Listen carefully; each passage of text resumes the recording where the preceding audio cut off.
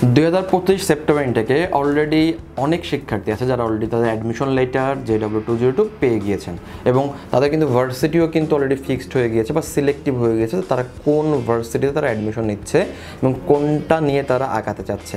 আমি যদি বলি যে অনেক শিক্ষার্থী আছে যে আমাদের সাথে অনেকেই কাজ করেছে যাদের মাল্টিপল ভার্সিটি থেকে তাদের পেপারস এসেছে এবং অনেক শিক্ষার্থী তারা কিন্তু কনফার্ম করে ফেলেছে তারা ওই ভার্সিটিতে নিয়ে তারা আগাবে এবং ওই ভার্সিটিতে তারা অ্যাডমিশন নিবে। এখন যেহেতু তাদের ভার্সিটি সিলেক্টেড হয়ে গিয়েছে, এখন নেক্সট পার্ট হলো ভিসা বা এম্বাসি। এবং কীভাবে তাদের এম্বাসি বা ভিসা ফেস করতে হবে। অনেক শিক্ষার্থী আছে যারা আমাদের শিক্ষার্থী না, তারপরেও আমাদের অডিয়েন্স তারা কিন্তু এই ব্যাপারগুলো জানতে চায়। আমরা প্রতি সময় বিভিন্ন মেসেজ বা বিভিন্ন ফোন পাই যে আমার ভিসাটা একটু করে দেন, আমার ভিসা প্রসেসে হেল্প করেন বা বিভিন্ন প্রসিডিউর। তো যদি এই ভিডিও আপনি যদি একটু দেখেন বা সাথে থাকেন তাহলে আশা করি আপনি নিজেই আপনার চায়না স্টুডেন্ট ভিসা করতে পারবেন এবং এই টিপসগুলো ফলো করলে আশা করি স্টুডেন্ট ভিসার ক্ষেত্রে আপনার আসলে কোনো বিড়ম্বনা কোনো বিপদে পড়তে হবে না। তো যেহেতু অ্যাডমিশন লেটার JW202 চলে এসেছে, এখন আপনার কাজ হবে ভিসা রিকোয়ারমেন্টগুলো ফিল আপ করা। লাইক অ্যাম্বাসি যে রিকোয়ারমেন্টগুলো রেখেছে আপনার জন্য সেগুলো আপনাকে আগে জানতে হবে। প্রথমেই হলো আপনার একটা পাসপোর্ট, যেটাতে মিনিমাম আপনার পাসপোর্টের মেয়াদ 6 মান্থের উপরে আছে, এটা আপনাকে প্রথমে রাখতে হবে পাসপোর্ট। সেকেন্ড, যে ভার্সিটি আপনি সিলেক্ট করেছেন সেই ভার্সিটির অ্যাডমিশন লেটার সাথে JW202 এইটা, এবং একটা ব্যাঙ্ক স্টেটমেন্ট বলতে আমরা বুঝি যে আপনার একটা অ্যাকাউন্ট শো করতে হবে, একটা স্টেটমেন্ট শো করতে হবে যেটার 6 মান্থ একটা লেনদেন আপনাকে দেখাতে হবে এবং লাস্ট অ্যামাউন্ট যেখানে থাকবে 3 লক্ষ টাকার উপরে। কেন 3 লক্ষ টাকা বা কীভাবে 3 লক্ষ টাকা বললাম, বা অনেকে বলে বেশি থাকলে সমস্যা, কম থাকলে সমস্যা কী, যে আপনাকে বুঝতে হবে অ্যাম্বাসি রিকোয়ারমেন্ট হলো 2500 USD। সেটা যদি ক্যালকুলেশন যদি করি আজকের রেটে সেটা 3 লক্ষ টাকার মতন হয়। তো আপনি আপনার সুবিধার জন্য মিনিমাম 3,10,000 টাকার উপরে একটা অ্যামাউন্ট রাখবেন।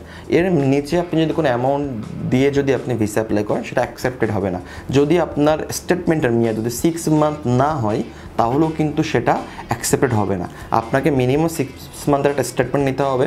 লাস্ট ক্লোজিং ব্যালেন্স আপনাকে অবশ্যই 3 লক্ষ টাকার উপরে বা 3,10,000 টাকার উপরে রাখতে হবে। এর উপরে আপনি যত টাকা বা যত বেশি টাকা রাখেন না কেন সেটাতে কোনো সমস্যা নেই। সাথে অবশ্যই আপনি যে ব্যাংক থেকে আপনি স্টেটমেন্ট নিয়েছেন সেই ব্যাংক থেকে একটা সলভেন্সি সার্টিফিকেট নেবেন। এটা ব্যাংক ম্যানেজারকে বললেই তারা একটা সলভেন্সি সার্টিফিকেট আপনাকে দিয়ে দিবে। এখন কথা হলো আমি ব্যাংকটা কার নামে দেখাবো। প্রথমে হলো এখানে অ্যাম্বাসি রিকোয়ারমেন্ট হলো আপনার যে ফাইন্যান্সিয়াল গ্র্যান্টর হবে আসলে তারটা দেখানো উচিত। সেক্ষেত্রে আপনার বাবা মা বা আপনার ব্লাড কানেক্টেড যে কাউকে দেখাতে পারেন। আপনার যদি একান্তই না থাকে আপনি চাইলে আপনার নিজেরটাও কিন্তু শো করতে পারেন। বাট বারবারই বলবো আপনি এমন ব্যাংক দেখাবেন বা এমন স্টেটমেন্ট দেখাবেন যেটার মিনিমাম 6 মান্থ আপনি লেনদেন দেখাতে পারবেন। আজকে অ্যাকাউন্ট খুলে কালকে দেখালে হবে না, আজকে অ্যাকাউন্ট খুলে কালকে আপনি 2,000-5,000 টাকা রাখবেন সেটাও কিন্তু হবে না। অবশ্যই সেই অ্যাকাউন্টে ক্লোজিং ব্যালেন্স 3 লক্ষ টাকা প্লাস রাখতে হবে এবং এই টাকাটা আপনি আপাতত তুলতে পারবেন না। যখন আপনার হাতে 3 লক্ষ টাকার উপরে একটা স্টেটমেন্ট থাকবে লাস্ট 6 মান্থের, সাথে একটা সলভেন্সি সার্টিফিকেট থাকবে, দেন আপনাকে যেটা কালেক্ট করতে হবে যার নামে অ্যাকাউন্ট বা অ্যাকাউন্ট হোল্ডার যে স্টেটমেন্ট দিয়েছে তার একটা আইডি কার্ড, একটা প্রুফ আপনাকে দেখাতে হবে, আইডি কার্ডের কপি। এইগুলো নিয়ে আপনি অ্যাম্বাসি যে পোর্টাল আছে ভিসা অ্যাপ্লিকেশন পোর্টাল, প্রথমেই ওটাতে আপনি লগ ইন করবেন, আপনার ইমেইল পাসওয়ার্ড দিয়ে লগ ইন করবেন। লগ ইন করার পরে আপনার যাবতীয় ইনফরমেশন আপনার ফিল আপ করবেন এবং খুব ক্লিয়ারলি বা খুবই কেয়ারফুলি এগুলো ফিল আপ করুন। ভুল যেন না হয়, ভুল হলে কিন্তু দেখা গেছে বারবার রিজেক্টেড বা মডিফাই বা বিভিন্ন রকম অপশান আসবে। চেষ্টা করবেন প্রথমবারে সকল কিছু ক্লিয়ার করা। আপনার প্রত্যেকটা ইনফরমেশন, আপনি কোন ভার্সিটিতে যাচ্ছেন, আপনার কবে যাওয়ার ইচ্ছা, আপনি সেটা ফ্লাইটে যাচ্ছেন নাকি আপনি ডোমেস্টিক কোথায় যাচ্ছেন, ওটা কোন লোকেশনে পড়েছে, কোন ডিস্ট্রিক্টে পড়েছে, এক্স্যাক্ট ওটার লোকেশন কোনটা, ভার্সিটির ইমেইল অ্যাড্রেস, ভার্সিটির ফোন নাম্বার, আপনি সকল কিছু আপনি 1 by 1 সাবমিট করুন। সাবমিট করার পরে যখন সকল ইনফরমেশন আপনি ফিল আপ করবেন, এটার পরে আপনার আসবে একটা ডকুমেন্ট সেকশন। সেখানে কয়েকটা ডকুমেন্ট সেকশন থাকবে। প্রথমেই থাকবে যারা অলরেডি চায়নাতে আছে তাদের একটা সেকশন থাকবে, বাট আপনি তো বাংলাদেশ থেকে অ্যাপ্লাই করছেন, দ্যাট মিনস আপনার জন্য প্রথম 2টা সেকশন থাকবে না। 3 নম্বর সেকশনে আসবে আপনার অ্যাডমিশন লেটার সাবমিট করতে হবে, আপনাকে JW202 সাবমিট করতে হবে।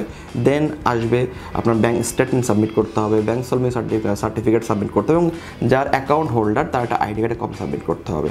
আপনি এইভাবে সব কিছু সাবমিট করার পর দেন সাবমিটেড দেবেন। দেন অ্যাম্বাসি চেক করবে সকল কিছু ঠিক আছে কিনা, তারা হয়তো ভেরিফাই করবে, সব কিছু ওকে থাকে তাহলে আপনাকে তারা অ্যাপ্রুভাল দিবে এবং আপনাকে একটা ডেট নেওয়ার জন্য বলবে, যে ডেটে আপনি অ্যাম্বাসিতে সরাসরি যে ইন্টারভিউ দিতে পারেন, লাইক ফিজিক্যাল ইন্টারভিউ।